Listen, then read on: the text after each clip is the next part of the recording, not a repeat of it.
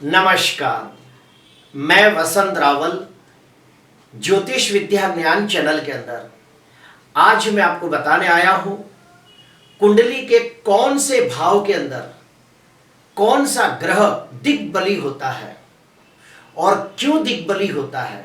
ये सारी बातें आज मैं आपको बताने आया हूं। तो आइए शुरू करते हैं। उसके पहले कुछ खास बातों को जानना और समझना आपके लिए आवश्यक है। तो सुनिए, कुंडली का पहला भाव पूर्व दिशा को दर्शाता है। कुंडली का सातवां भाव पश्चिम दिशा को दर्शाता है। कुंडली का चौथा भाव उत्तर दिशा को दर्शाता है और कुंडली का 10वां भाव दक्षिण दिशा को दर्शाता है। अर्थात पूर्व, पश्चिम, उत्तर, दक्षिण। और एक स्टेप अंदर जाते हैं। कुंडली का पहला भाव सूर्योदय के समय को दर्शाता है और कुंडली का 7वां भाव संध्या काल को दर्शाता है। कुंडली का 10वां भाव दोपहर का समय यानी कि दिन का मध्यांतर दर्शाता है और कुंडली का चौथा भाव मध्य रात्रि को दर्शाता है। तो अभी हम शुरू करते हैं। कुंडली के पहले भाव के अंदर बुध और गुरु ये दोनों ग्रहों को दिग्बली माना गया है। क्यों? क्योंकि बुध बुद्धि का कारक है, विद्या का कारक है और गुरु ज्ञान, धर्म, आध्यात्म, पूजा पाठ, ध्यान, मेडिटेशन का कारक है। और जैसे कि आप सभी लोग जानते हैं कि विद्या और ज्ञान प्राप्त करने के लिए सुबह का समय सर्वोत्तम माना गया है। इसीलिए कुंडली के पहले भाव के अंदर बुध और गुरु ये दोनों को दिग्बली माना गया है। अभी हम आते हैं 10वें भाव के अंदर। तो 10वें भाव के अंदर सबसे पहले लेते हैं सूर्य को। 10वें भाव के अंदर सूर्य को दिग्बली क्यों माना गया है?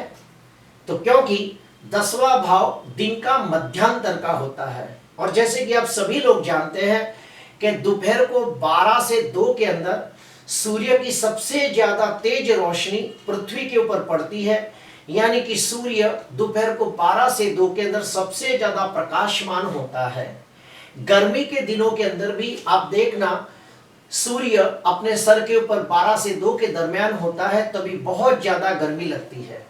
इसीलिए सूर्य को 10वें भाव के अंदर दिग्बली माना गया है। अभी आते हैं मंगल के लिए। मंगल को 10वें भाव में दिग्बली क्यों माना है? उसके पीछे 2 मुख्य कारण हैं। पहला कारण, काल पुरुष की कुंडली के अंदर 10वें भाव के अंदर मकर राशि आती है और मंगल मकर राशि के अंदर उच्च का होकर रोचक योग नाम का पंच महापुरुष राजयोग बनाता है। ये पहला कारण। दूसरा, 10वां भाव कर्म का माना गया है और कर्म करने के लिए शारीरिक और मानसिक ऊर्जा की आवश्यकता होती है और मंगल ऊर्जा का स्तोत्र है। और भी मैं आपको एक बात बता दूं कि अगर मंगल 10वें भाव के अंदर स्वगृही या उच्च का होकर बलवान होकर बैठा हो तो कुल दीपक नाम का भी राजयोग बनाता है। इसीलिए 10वें भाव के अंदर मंगल को बहुत ही स्ट्रॉन्ग माना गया है, दिग्बली माना गया है। अभी हम लोग देखेंगे 7वें भाव को। तो 7वें भाव के अंदर शनि को दिग्बली माना गया है। क्यों?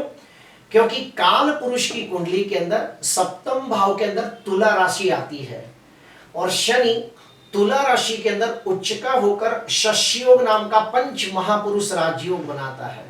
इसीलिए शनि को 7वें भाव में दिग्बली माना गया है। अभी आते हैं चौथे भाव के अंदर। चौथे भाव के अंदर चंद्र को दिग्बली माना गया है और शुक्र को भी दिग्बली माना गया है। क्यों? तो सुनिए, चौथा भाव मध्य रात्रि को दर्शाता है और जैसे कि आप सभी लोग जानते हो कि मध्य रात्रि के समय पूरे आकाश के अंदर चंद्र और शुक्र ये दोनों ग्रह सबसे ज्यादा प्रकाशमान होते हैं। इसीलिए चौथे भाव के अंदर चंद्र और शुक्र को दिग्बली माना गया है। और एक कारण है, वो भी बताता हूं कि काल पुरुष की कुंडली के अंदर चौथे भाव के अंदर कर्क राशि आती है और कर्क राशि के अंदर चंद्र स्वगृही माना गया है। इसीलिए चंद्र चौथे भाव में दिग्बली होता है। अभी हम लोग जानेंगे कि दिग्बली ग्रहों का प्रेडिक्शन कैसा होता है। तो सुनिए, सबसे पहले नंबर पे आते हैं बुध को। बुध पहले भाव में बैठकर दिग्बली होता हो तो ऐसे व्यक्ति बहुत ही बुद्धिमान, गुणवान, तेजस्वी, विनम्र, विनयी, विवेकी, सुंदर, आकर्षक, प्रभावशाली, प्रतिभाशाली लोग होते हैं। तीक्ष्ण बुद्धि वाले होते हैं। इनकी स्मरण शक्ति बहुत अच्छी होती है।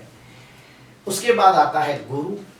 अगर गुरु पहले भाव के अंदर दिग्बली होता है तो ऐसे व्यक्ति बहुत ही विद्वान, ज्ञानी, धार्मिक, आध्यात्मिक होते हैं। धर्म के प्रति आस्था रखने वाले, ईश्वर के प्रति अटूट श्रद्धा रखने वाले, दयालु, उदार, परोपकारी, सेवा भावी होते हैं। इनको पूजा पाठ, होम हवन, दान पुण्य, यात्रा, तीर्थ यात्रा करना बहुत अच्छा लगता है। अभी आते हैं सूर्य के ऊपर। अगर कुंडली के अंदर सूर्य 10वें भाव में बैठकर दिग्बली होता है तो ऐसे व्यक्तियों को कायदा कानून, कोर्ट कचहरी, गवर्नमेंट नौकरी, कायदे से जुड़े कामकाज से उनको लाभ होता है। ऐसे व्यक्ति एक अच्छे पॉलिटिशियन बन सकते हैं। ऐसे व्यक्ति एक अच्छे नेता बन सकते हैं। ऐसे व्यक्तियों का तेज बहुत ही होता है। ऐसे व्यक्ति बहुत ही तेजस्वी, प्रभावशाली और प्रतिभाशाली होते हैं। अभी हम आते हैं मंगल के लिए। अगर कुंडली के अंदर मंगल 10वें भाव में बैठकर दिग्बली होता है तो ऐसे व्यक्ति बहुत ही मेहनतू, साहसिक, पराक्रमी, लीडर, आगेवान होते हैं।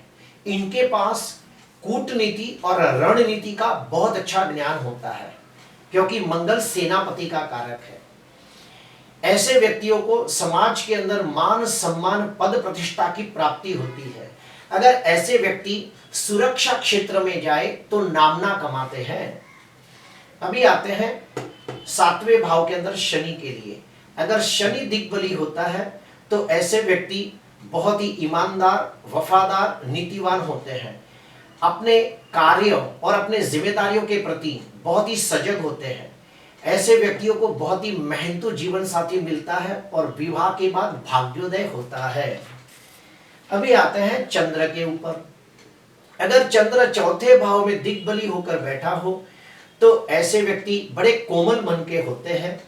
ऐसे व्यक्तियों का हृदय शुद्ध पवित्र होता है और शुद्ध पवित्र आचरण करने वाले लोग होते हैं।